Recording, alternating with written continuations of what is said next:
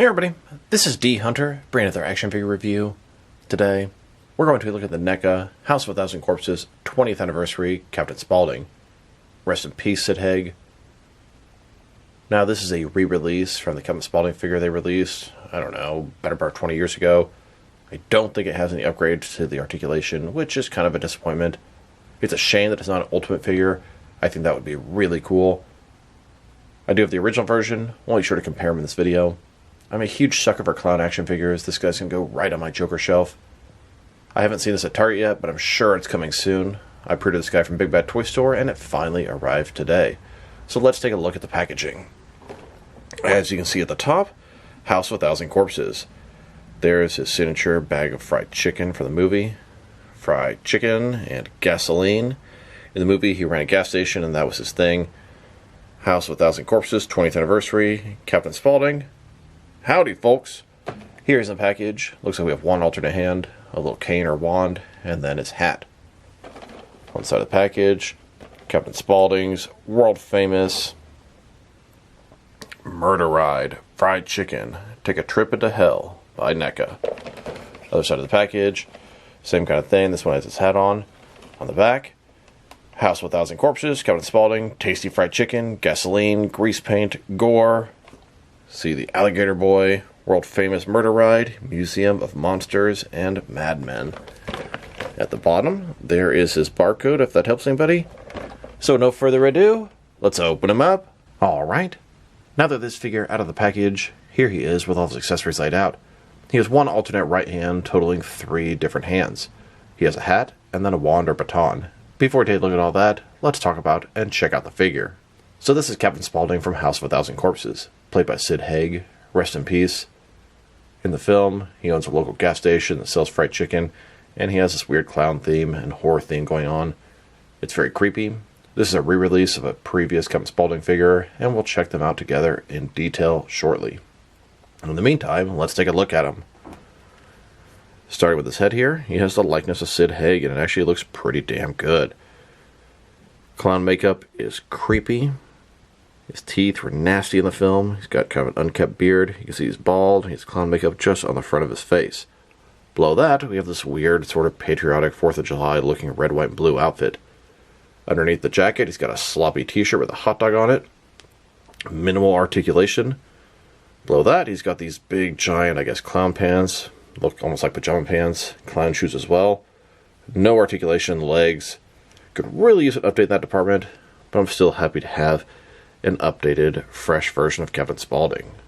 And a closer look at his face and head sculpt, which I think looks fantastic. The sculpt and the paint job almost makes up for the lack of articulation, but not entirely.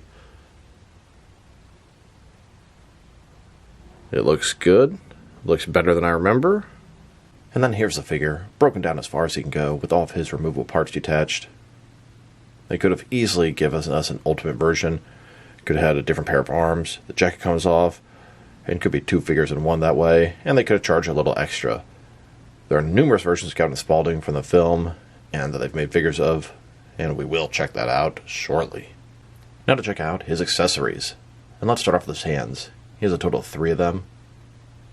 2 right hands, and 1 left hand. One cool thing about the hands, he has these tattoos on his knuckles. I don't think that's a Sid Haig thing, I think it's just for the movie. But on one hand, it says love, and the other hand, it says hate. Here he is, with his first set of hands. These are a couple of open hands. I guess it would look good relaxed at his sides. They can't hold anything, but maybe they could grab, throw, or choke somebody. And he has one alternate right hand. This is a gripping hand to hold his baton. Now we have his hat. The hat meets the sort of patriotic red, white, and blue theme. Hat is mostly white. It's got blue stripes, red stripe with stars in it. It actually fits onto his head. Here's Captain Spaulding wearing that hat. Fits nice and snug. And then we have his baton. Once again, continuing the red, white, and blue theme. It's a pretty small thing. I thought maybe it was a wand, but I'm pretty sure it's just baton, even though it doesn't really seem appropriate for the Captain Spaulding character. Here's Captain Spaulding holding the baton. He's holding a baton. I guess he can go do gymnastics, although he sure doesn't look in shape. Or it could be a wand. Maybe he's going to go hang out with Harry Potter and crew. And let's check out the differences and a reuse between this new 20th anniversary Captain Spaulding and the original version. And to my surprise, there were some minor articulation updates, but nothing major. Paint job is a little bit different. It seems a little bit brighter, cleaner, and crisper on the new one. Face looks a little dirtier on the old one. I notice the head is painted white a little bit further back. You can see where it's a little bit unclean, not crisp, like he did himself, which is exactly what it would be. Same sort of expression, same sculpt. Now, the biggest difference I see is this guy has elbow articulation. This guy does not. Arms go up and down a little bit. Now, this one broke a long time ago. Neca figures used to be super, super fragile. But this one here has the same sort of elbow articulation going up and down. It does extend out. And this one here also does a similar kind of thing.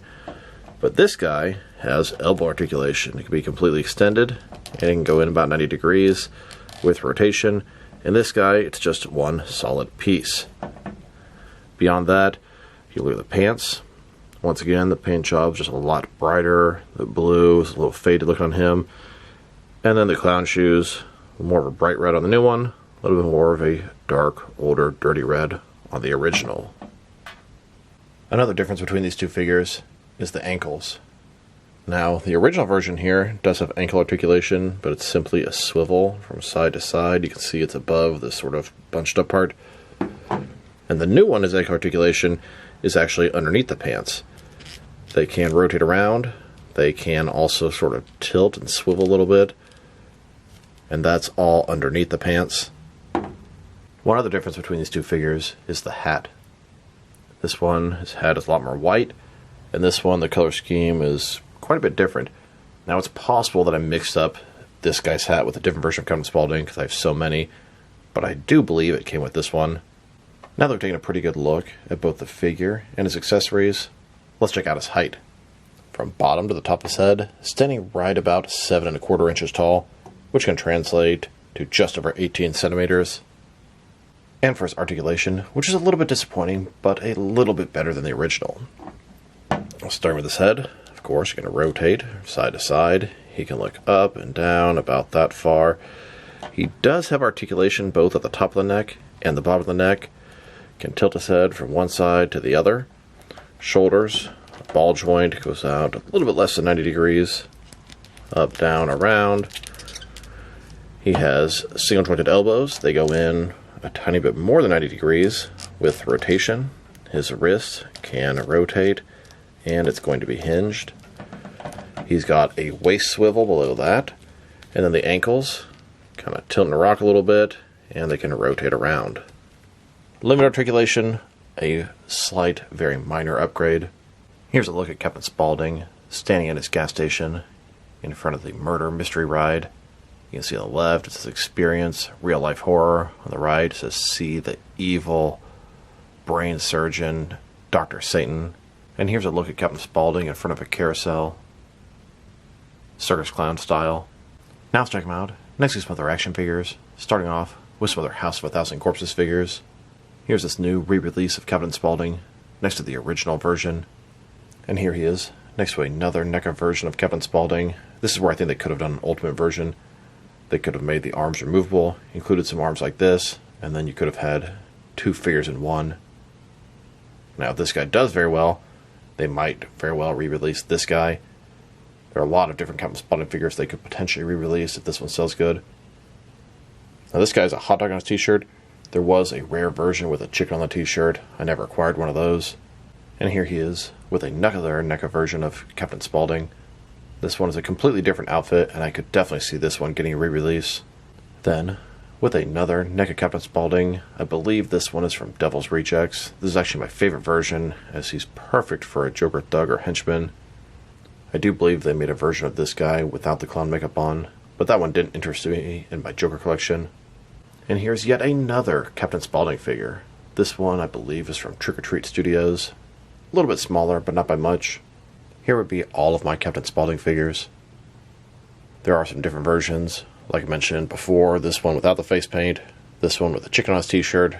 There are some 8-inch NECA cloth retro ones, which I don't collect because I don't like the size. But these are some pretty cool additions to my Joker shelf and Joker gang.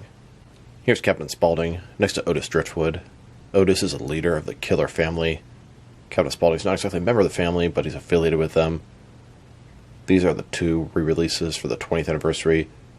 Otis Driftwood has even worse articulation than Captain Spaulding, believe it or not. And here he is, next to Baby, which is another member of the Killer family. I believe this figure is from Devil's Rejects. Here's my entire collection of House of 1,000 Corpses figures. I got the Captain Spaulding figures from my Joker shelf. I got Otis as a devil worshipper, and then I got Baby as sort of a civilian in jeans. Now there are some other characters they make, mainly Dr. Satan, but I think the movie got really stupid at the end when they actually found Dr. Satan. It was really creepy and well done until that point. I wish they made the entire family of killers. There are plenty of them they could make. I'd love to have the whole family together, but just not the way it is. Here's Captain Spaulding, next to some older NECA Universal Monster horror icons. Dracula, Frankenstein, the Wolfman, and the Mummy. And here he is, next to some more modern NECA horror icons. Jason, Freddy, Michael Myers, and Leatherface. Now let's check him out, next to some action figures from different various companies, so we can see how he fits in, both scale and style-wise, in case you don't know which lines you can mix him with. Since he's a NECA figure, they're typically the 7-inch scale. I'm going to start off my comparisons with some of the large action figure lines I collect, and work way smaller. But first, let's check him out with some of his NECA brothers. In front of you are 5 different action figures, all from NECA Toys, all 7-inch scale. And now, with some Jakks-specific wrestling figures, and some DST or Diamond Select toys, here's Captain Spaulding, next to a container of clown ice cream sprinkles. And here he is, with some McFarlane and DC Direct figures. Then, with both some Mattel and Jazzwares wrestling figures. And now, with some Mezco and Mattel DC figures. Next, with some Mafex and Hasbro Marvel Legends. And finally, with some SH Figure Arts and some Jazzwares Fortnite figures. So overall, it's a pretty cool Captain Spaulding figure. The articulation still kind of sucks, even though they updated some of it. The accessories are kind of on the weak side. Sculpt and paint job are excellent, no issues there. If I had to rate this figure, I'm probably going to give him like a 6, 6.5 out of 10. Maybe I'm even scoring him higher than I should, but I really do like this figure. I enjoy Captain Spaulding's performance and look in the film, and I like having him on my Joker shelf. But the figure itself leaves a lot to be desired. It's a really old, dated figure that they did do some very minor upgrades to, but they could have made it a current, modern NECA Ultimate figure, and that would have been awesome. So I consider it sort of a missed opportunity, but it's a cool chance to get this figure if you didn't have him before. So this is D Hunter. Thank you guys for watching this video. If you liked the video, press like below. If you have anything you want to say about the video, add to the comment section. If you want to see additional action figure reviews from me, press subscribe. I do appreciate when you do that. Once again, this is D Hunter. Thank you guys for watching this video, and I'll talk to you guys real soon.